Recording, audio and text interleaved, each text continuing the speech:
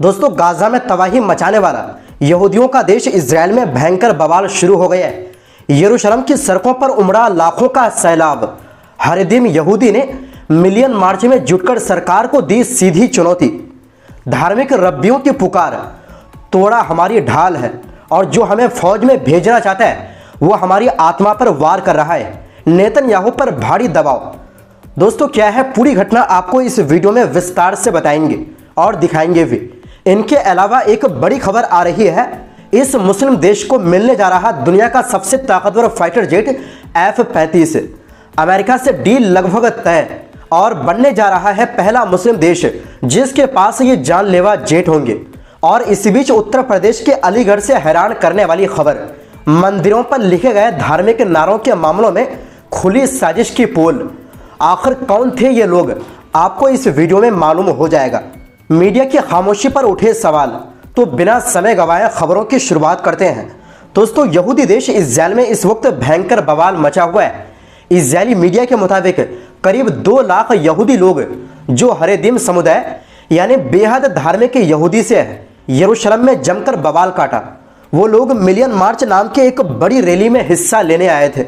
ये रैली उस अन्यवाड़ी सैन्य भर्ती कानून के खिलाफ है जिसे इजरायली सरकार लागू करना चाहती है। मतलब ये लोग नहीं चाहते हैं कि वो सेना में जाए। इजरायली अखबार यदीओत अहरोनोत ने बताया कि यरूशलेम के पश्चिमी इलाकों में सड़कों पर भारी जाम लग गया है। बस स्टॉप और ट्रेन स्टेशनों पर भीड़ और अफरा तफरी का माहौल है क्योंकि बहुत बड़ी तादाद में धार्मिक यहूदी लोग इस प्रदर्शन में शामिल हुए।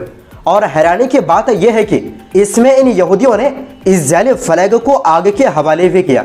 ये प्रदर्शन उस वक्त हो रहा है जब प्रधानमंत्री बेंजामिन नेतन्याहू और धार्मिक पार्टियों के बीच इस कानून को लेकर गहरा विवाद चल रहा है। दोस्तों, दशकों से हरेदिम समुदाय के लोगों को सेना में भर्ती से छूट मिली हुई थी, लेकिन अब सरकार इस छूट को खत्म करना चाहती है। वहीं धार्मिक पार्टियां जोर दे रही है कि पुराने कानून को ही बहाल किया जाए जिसमें धार्मिक छात्रों को फौज में जाने से छूट दी गई थी। इसकी वजह से कुछ धार्मिक पार्टियां इस्तीफा भी दे चुकी है। विपक्ष इस बिल को फौज से भागने का कानून कह रहा है। इजराइल की ब्रॉडकास्टिंग अथॉरिटी के मुताबिक हजारों धार्मिक यहूदी यरूशलेम में जमा हुए हैं। उनका कहना है कि फौज में भर्ती होना उनके धर्म और तोरा की शिक्षाओं के खिलाफ है।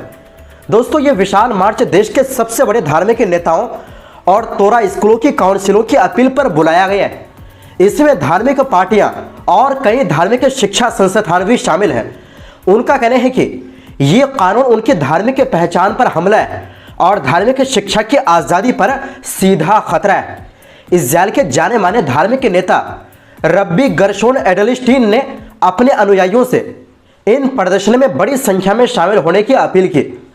उनका कहना था कि तोड़ा ही हमारे समाज की ढाल है और जो भी लोग छात्रों पर सैन्य सेवा थोपना चाहते हैं वो यहूदी समाज की आत्मा को नुकसान पहुंचा रहे हैं। इजरायली पुलिस के अनुमान के मुताबिक इस प्रदर्शन में लाखों लोग शामिल हुए हैं जिससे ये इजराइल के इतिहास का सबसे बड़ा धार्मिक प्रदर्शन बन सकता है। दूसरी तरफ हरेदिम पार्टियों ने संसद में ऐलान किया है कि वो इस भर्ती कानून को पूरी तरह गिराने के लिए दबाव बनाए रखेंगे।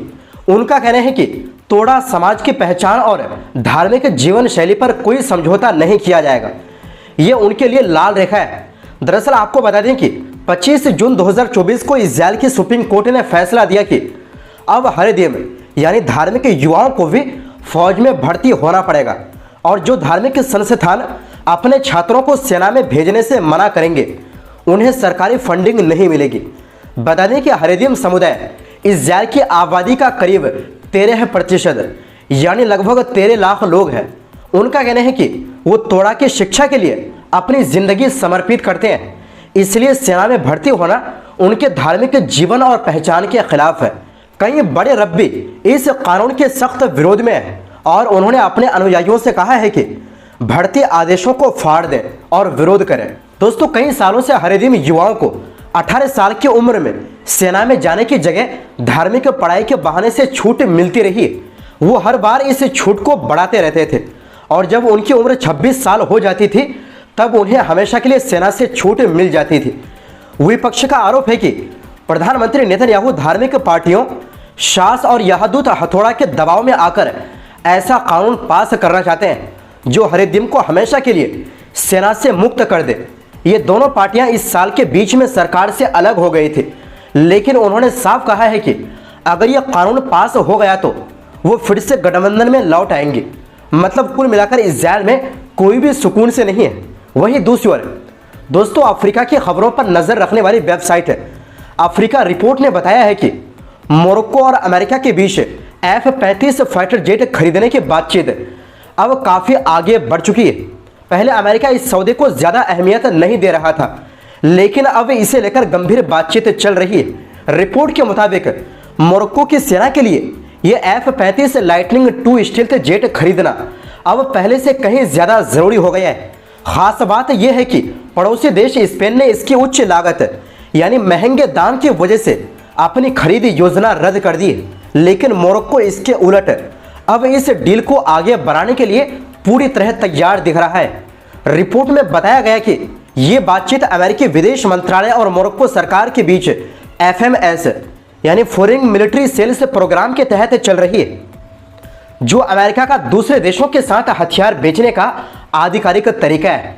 दोस्तों, अगर मोरक्को को ये फाइटर जेट मिल जाता है तो मोरक्को पहला मुस्लिम देश होगा जिनके पास 5वीं पीढ़ी का ये खतरनाक फाइटर जेट होंगे।